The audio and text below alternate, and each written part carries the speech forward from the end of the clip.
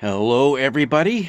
I brought along my awesome biblical scholar here, Old Testament junkie. I don't know if you got a picture of him or not. Let me show you to him again. Hey, of her. Berta, say hi. Say hi to everybody. Yeah, Berta's here to help me out because the Old Testament lesson coming up this week, which is Transfiguration Sunday, is kind of an interesting one. It's a strange one. But before we get to that, I'm going to give you a test. And it's a test that's going to help us figure out what's going on in this passage. The question is this: Elijah and Elisha, they were walking along and they came up to the Jordan River. Why did Elisha and Elijah cross the Jordan River? No, it's not why did a chicken cross the road. Why did Elijah and Elisha cross the Jordan River? Okay, your first answer is that was the shortest way to get to Jericho. The second answer is God had something in mind for Elisha and Elijah on the other side, so they had to get over there. The third answer is it wasn't the shortest way to Jericho, it was the shortest way to Bethel, and they had to go and confront some of the other prophets there in Bethel. And the fourth one is to get to the other side. Yeah, I had to throw that in. So, was it because it was the shortest way to Jericho? Was it because God had something in mind for Elijah and Elisha on the other side?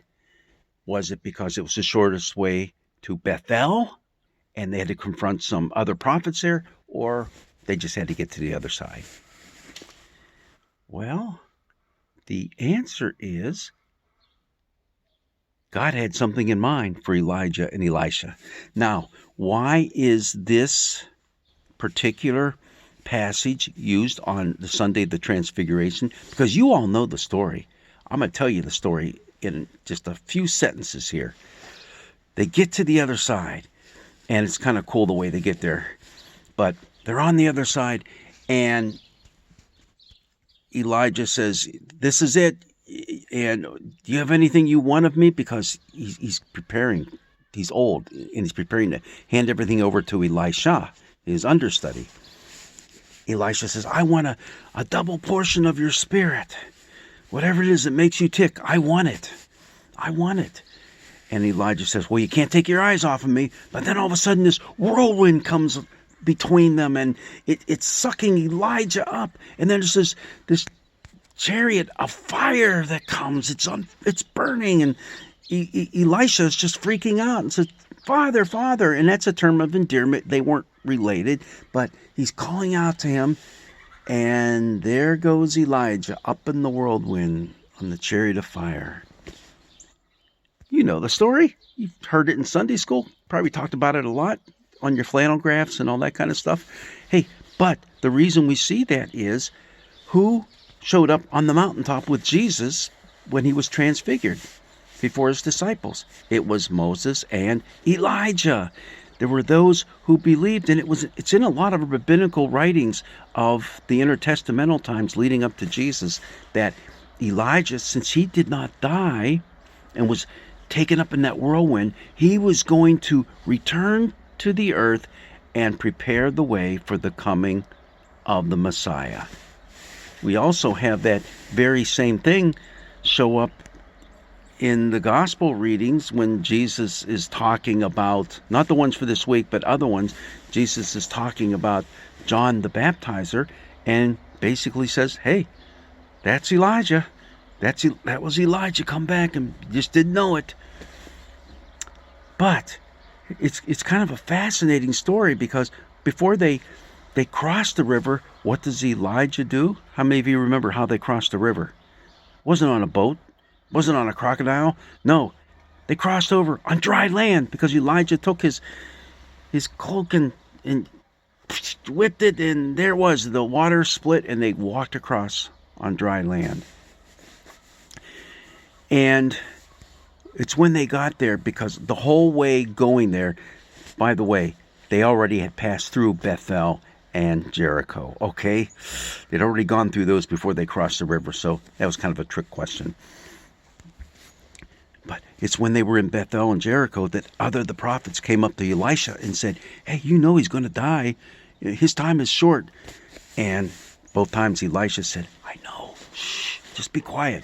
I don't know if he didn't want to accept it or he knew something special was about to happen.